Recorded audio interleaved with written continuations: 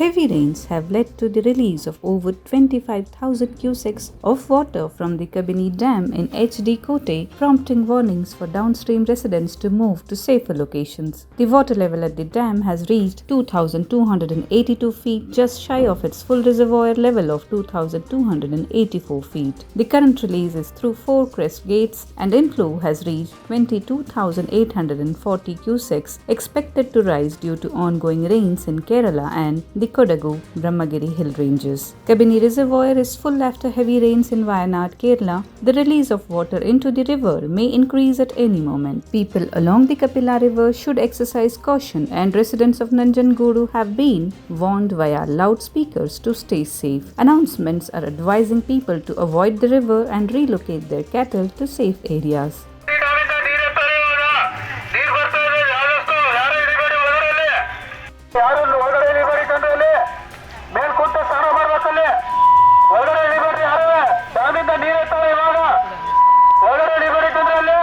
The release has caused the Kapila River to swell, submerging the Hadinaru Kalu Mantapa and the bathing ghat in Nanjangudu. The Sulikatte Bridge is also submerged, disrupting traffic on several routes. The Karnataka State Natural Disaster Monitoring Centre forecast more rain in Kodagu and Kerala, indicating potential for further releases and flooding around the Sri Kanteshwara Swami temple in Nanjangudu. Across Karnataka, 14 major reservoirs are nearing maximum capacity due to persistent heavy rainfall. Kabini Reservoir's overflow has made Bharachukki Falls bubble over, and the Kadra Reservoir in Uttara Kannada district is also close to full, with residents advised to move to safety. The ongoing monsoon is causing rivers and streams to flow beyond danger levels, heightening the risk of flooding in several areas.